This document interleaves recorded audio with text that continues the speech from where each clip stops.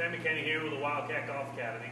Today what I want to talk to you about is the release, or just coming into impact, and what the club face needs to look like prior to impact and impact. And the difference between what I consider release and rotation, and I think a lot of people that I deal with, my students, when they say release the club, they think of the club face rotating, and that's the release. They're going to rotate. Right hand's going to go over left hand. If I looked at it from this view, right hand over left hand, they think, well, I'm going to release the club by rotating the lock that way. That's not something that we're looking for. We don't want a lot of hand rotation leading into impact. Especially don't want to get this kind of look from that angle, and coming down here for the downline view, this kind of look from this angle where the butt of the club is sliding out this way and the club head is flipping to the left. Okay, and that means that we're not really compressing the ball, we're not controlling the club face that well, we're not controlling the shaft position at impact to control flight. Okay? And so in order to get into a good impact position, or get the club face where we want it for impact, we need a good position at the top of the swing. And then most importantly, we need a good position, a quarter of the way down, we'll call it, when the shaft is parallel to the ground.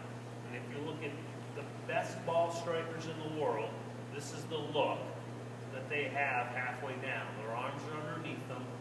The toe of the club is on this side for right-handed golfers, on this side of the shaft.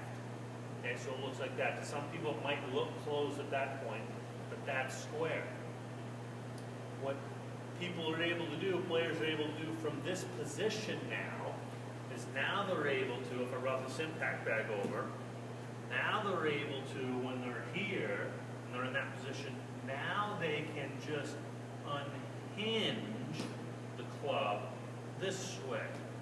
So there doesn't, all there is the angle that we've created with our wrists, moving into it. Now at the very last millisecond, we can unhinge the club, which allows for maximum speed of the golf ball. Okay? We don't want to have to, with an open face, feel like we're releasing or rotating the club, rotating the club this way and hitting it like that in order to square the club face up. Okay? It's very important to get the distinction between rotation, which is what we don't want, and more of an unhinging. Unhinging, this would be a hinging on the face on view, an unhinging move into the golf ball. And that way we're going to create maximum power.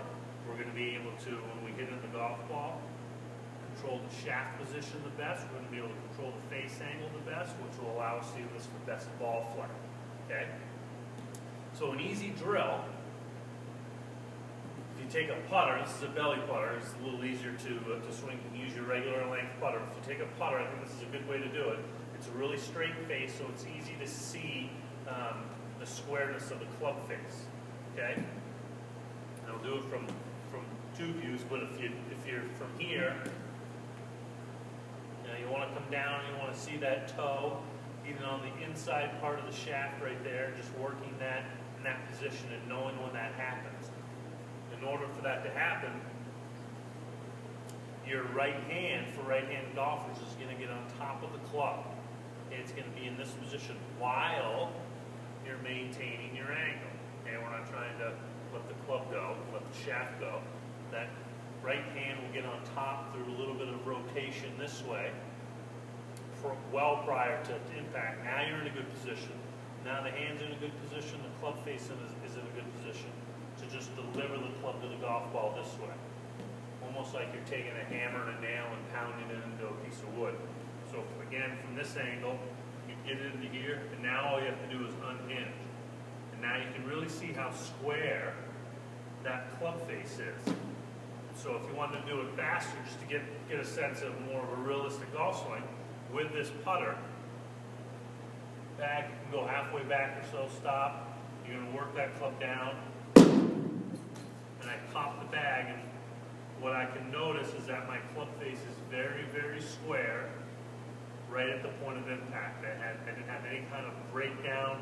I didn't have any kind of additional rotation from that position. So a little impact bag, a pillow, anything you kind of hit into lightly, with a putter head, because you'll really be able to see the club face position.